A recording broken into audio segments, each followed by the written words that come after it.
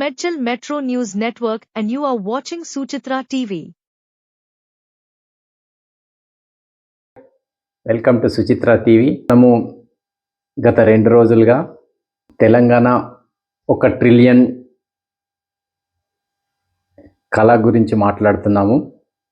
అంతేకాకుండా భారతదేశానికి ఏ కళ పెద్దది కాదు, అలాగే హైదరాబాద్కు అంతకన్నా కాదు.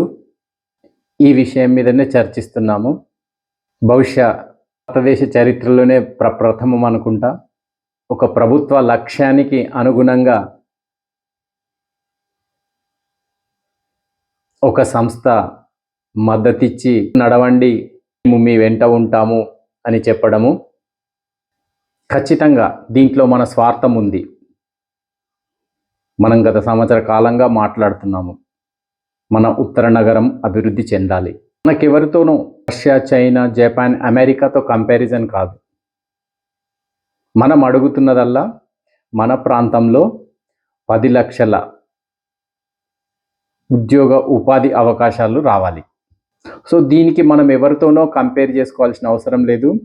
మనం మాట్లాడుతున్నట్టు మన హైదరాబాద్లో 2 ప్రాంతాలుగా విభజిస్తే ఒకటి నార్త్ ఈస్ట్ అవుతుంది, ఇంకొకటి సౌత్ వెస్ట్ అవుతుంది.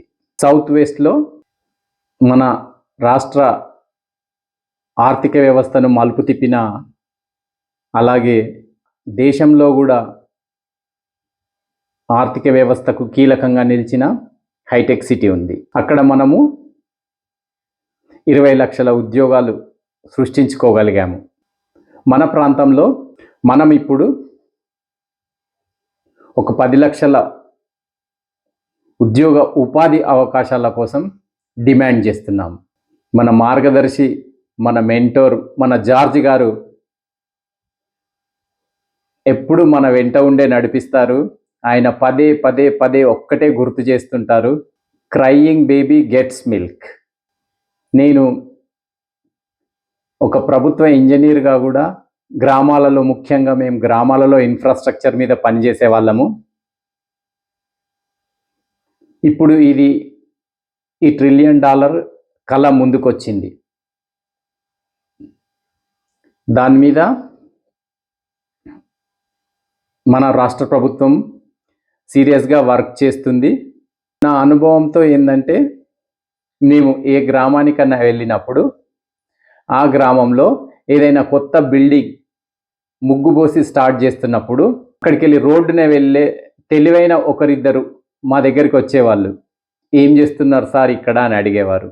బాబు ఇలా ఫలానా మనకి 25 లక్షలు శాంక్షన్ అయింది, ఇక్కడ ఒక పెద్ద స్కూల్ బిల్డింగ్ కడుతున్నాము. ఓ అలానా సార్, ఓ పెద్ద స్కూల్ బిల్డింగ్ వస్తుందా మా ఊరికి అని ఆయన వెంటనే మమ్మల్ని అడిగేది. సార్ మా అబ్బాయి ఉన్నాడు, ఖాళీగా తిరుగుతున్నాడు, ఆయనను కాస్త వాచ్మెన్గా పెట్టుకుంటారా? నా ట్రాక్టర్ ఉంది, పక్కనే వాగుంది, మీకు కావలసినంత ఇసుక నేను సప్లై చేస్తాను, నా ట్రాక్టర్ను వాడుకుంటారా?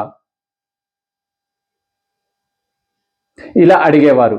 మేము అప్పుడు ఆయనకు చెప్పే సమాధానం, ఇప్పుడే ఇంకా ముగ్గు పోస్తున్నాము, ఇంకా మొదలు కాలే సార్, ఎప్పుడైనా మొదలైనప్పుడు చెప్పండి సార్ అని నంబర్ ఇచ్చేవారు. మీరు అనుకున్నట్టుగానే ఖచ్చితంగా మాకు అక్కడ వాచ్మెన్ పెట్టుకోవాలనుకున్నా కూడా, అక్కడ పని వాళ్ళని పెట్టుకున్నా మాకు కాంటాక్ట్స్ అవసరం ఉంటుండే. మా దగ్గర మొదలు కాంటాక్ట్ ఏది ఉన్నదో ఆ కాంటాక్ట్కి కాల్ చేసేవాళ్ళం.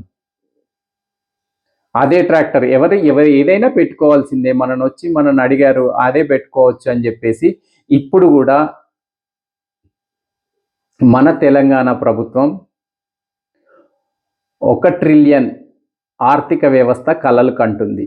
కూడా ఆ ఊర్లో ఆ పెద్ద ఆయన ఎలా అయితే వెళ్ళాడో, మేము మీ కళతో సంపూర్ణంగా సహకరిస్తున్నాము, మీ కళను సంపూర్ణంగా విశ్వసించే వాళ్ళము దాదాపు మేమే మొదటి వారం అవుతాము. కాకపోతే మా ప్రాంతానికి మా లక్ష్యమైన 10 లక్షల ఉద్యోగ ఉపాధి అవకాశాలు సృష్టించే కార్యక్రమం కూడా మీ లక్ష్యంలో భాగస్వామ్యం కల్పించండి.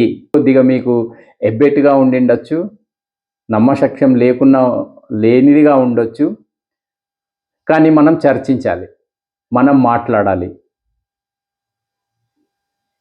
ప్రతిదీ ఏ కళ ఎంత నవ్వులాటగా ప్రారంభమైంది, ఎంత గొప్పగా ముందుకెళ్ళింది. దేశంలోని వివిధ నగరాలు, వివిధ ప్రాంతాలు, అన్ని కళలు మనం స్టడీ చేద్దాము. ఒకటొకటి ఇక్కడి నుంచి సిరీస్ లాగా మాట్లాడుకుందాము.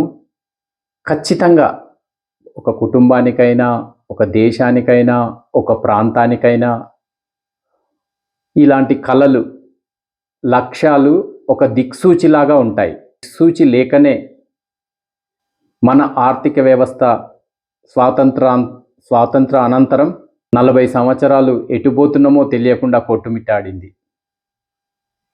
ఓ అందమైన, గుణవంతురాలు, ధనవంతురాలైన అమ్మాయికి ఒక ఆకతాయి పోరంబోకు వ్యక్తికి చేసిన పెళ్ళి కాపురం ఎంత దరిద్రంగా ఉంటుందో మన ఆర్థిక వ్యవస్థ కూడా అలాగే ఉండే. వాటన్నిటి గురించి మాట్లాడుకుందాం. దిక్కు దివాణం లేకుండా ప్రయాణిస్తున్న మన ఆర్థిక వ్యవస్థను ఓ మహానుభావుడు దారి చూపించాడు. ఆ మహానుభావులు ఎవరో కాదు, మన తెలంగాణ ముద్దుబిడ్డ, మన పక్క జిల్లా కరీంనగర్ వాసి పివి నరసింహారావు గారు. 1991 వరకు ఏం జరిగింది మన ఆర్థిక వ్యవస్థకు, 1991 తర్వాత ఏం చేసుకున్నాము, ఈ కళలు సాకారం చేసుకునే వాళ్ళు, స్వాప్నికులు, పెద్ద పెద్ద లక్ష్యాలు సాధించిన వాళ్ళందరూ ఇతర దేశాల్లోనో ఎక్కడో దూర ప్రాంతాల్లో ఉన్నారని మనకు చెడు నమ్మకం. కాదు, మన నాయకుల్లో కూడా, మన ప్రధానమంత్రులు కూడా ఒక్కొక్కరు ఇంత చిందర వందరమైన ఆర్థిక వ్యవస్థల్లో కూడా వాళ్ళు ఎలా కలలు కన్నారు, ఆ కళలను ఎలా సాకారం చేసుకున్నారు. మనం కూడా ఈ మన కళను ఎలా సాకారం చేసుకోవచ్చో మనము మాట్లాడుకుందాము. దయచేసి ఈ మహాయజ్ఞంలో మీ అందరి సహకారం కావాలి. మీలో ఎవరైనా కూడా ఈ ఉద్యోగ ఉపాధి అవకాశాలు కల్పించిన వాళ్ళు చాలామంది ఉన్నారు. మీ అనుభవాలు పంచుకోవడానికి దీన్ని ఒక వేదికగా మలుచుకోండి. మీరు ఒక ఉద్యోగమైనా సృష్టించవచ్చు. రండి, మాట్లాడండి, మీ అనుభవాలను యువతతో పంచుకోండి. ఈ వేదికను ఉపయోగించుకుందాం. వేలు లక్షల మంది పోతుందా మనకు అనవసరం. విజయం ఒకరిద్దరి వరకు తీసుకెళ్ళినా మనం విజయం సాధించినట్టే. వేదిక ద్వారా మన ఈ ఉత్తర నగరంలో ఉన్న వ్యాపారవేత్తలకి, స్టార్టప్స్ రన్ చేస్తున్న వాళ్ళకి, మీ అందరికీ రండి, ఈ వేదిక ద్వారా పంచుకోండి మీ అనుభవాలను.